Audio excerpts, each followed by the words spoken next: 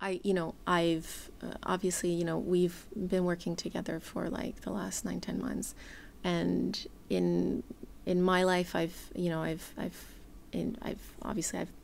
done my own therapy programs, and I've interacted and worked with a lot of other therapists, mostly women. I liked having you on because, you're a man who, you stand tall, you stand strong, and you're able to talk about this stuff. I think again, we have this association that mental health, talking about feelings, it's all women centric, and just, I think, shifting a little bit how we represent, like who we're choosing as representatives of like leaders in mental health, I think is really important, because mental health struggles, ups and downs, this is something that everybody can relate to. And I think seeing somebody that you can look up to, or that looks a little bit more like you, or that's in a similar industry as you, I think it's really important. It helps break down those barriers that we have.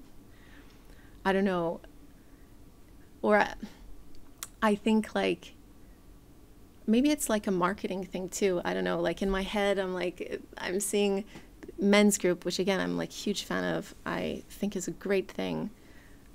I wonder if it's that it's just not marketed as therapy that just makes it more comfortable.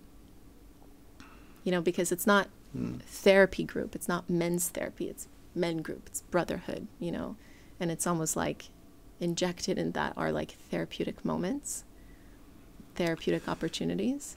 Yeah, it's interesting you said the word marketing. I think there's a massive difference between a psychotherapist and a counsellor, isn't there? I think right. Counsellor feels softer. I think it's easier for people. Because you go by both, though, right? Yeah, but I would always say counsellor first, I think.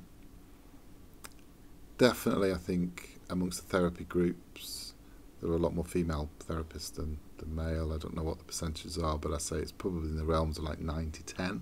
Okay, wow, that's significant. Yeah, from my experiences.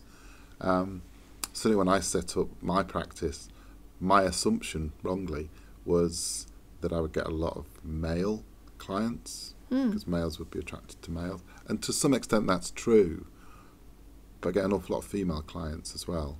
And if I ever ask them, why have you chosen a male counsellor, it's interesting, they very often say, because I've got loads of girlfriends that I talk to, and I was really interested in the male perspective. Interesting. Because I don't typically get that.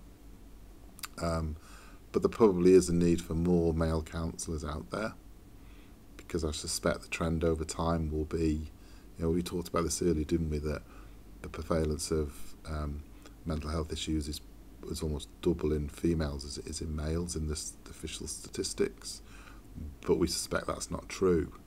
It's just that males aren't presenting in as bigger numbers right now, but we kind of hope that trend will change. Right. And over the next 10, 20 years, we will see probably as many men present for therapy as we do females. And if somebody is feels like therapy is a bit too much of a jump, we're hearing a lot of life coaches. Life coach, like you were saying, counselor sometimes a bit softer. Life coach, I guess has a very similar impact, or hard to say because I'm not a life coach, but I think in the commoditized world that we live in, people like instant solutions, don't they? And I think there's got to be some realistic aspirations about how therapy helps you. If you've been battling with something for the last 20 years, it's not really realistic to come along for a therapy session and think, well, 3 sessions of this and I'm going to be fine. I'm fixed. That's just not going to happen. I think quite often people reach out to coaching because they're looking to address a specific issue. So I'm not happy at work, or I'm not getting promoted, or I don't know, my interpersonal relationships in work are perhaps not what I would want them to be. And so that's a fix. But quite often behind that, I think quite often there are deeper issues. I see lots of people that come to me and they have work-related issues, but then they feel trapped. Right. They might feel that, I'm in a profession, I've done that profession for 20 years, I earn quite a lot of money, but I don't like it, I don't enjoy it, it doesn't do anything for me, it's making me depressed, but I don't feel I've got any alternatives because this is what I do. And if I was to give this up and go and do something else, I'd perhaps earn a third of what I earn right now, and I have a mortgage and I have a family. So I get a lot of people who feel very, very trapped. Mm. And how, I mean, how do you help that? Ultimately, they need to go through a process of actually perspective, because, you know, you might be working as an accountant and there are still 101 other things that you can do. So it's about how much appetite you have for change.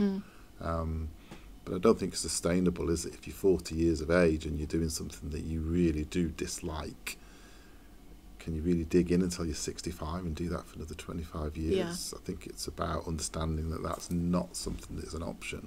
I mean, that's probably even more depressing than currently being in a depressing job, is to... The prospect of it for the next 25 years, yeah, it's just unthinkable.